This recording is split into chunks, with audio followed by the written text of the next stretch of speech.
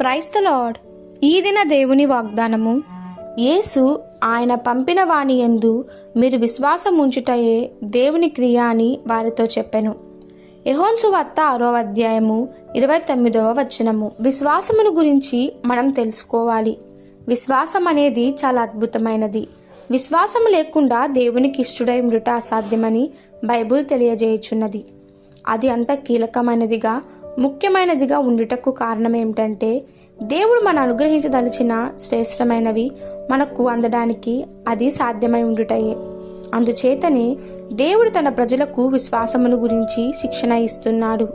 ఈ భూమి మీద తాను చేయవలసినవి వారి కొరకు వారి ద్వారా చేయుటకు వీలుగా వారి దృష్టి ఆయన యందు ఉంచి ఆయనను నమ్ముటను అలమరుచుకోవాలని ఆయన కోరుకుంటున్నాడు.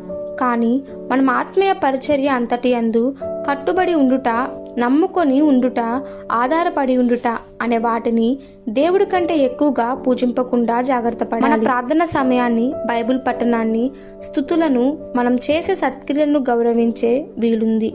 దేవునిపై ఉన్న విశ్వాసము కంటే మన విశ్వాసంపై విశ్వాసాన్ని పెంపొందించుకునే వీలుంది.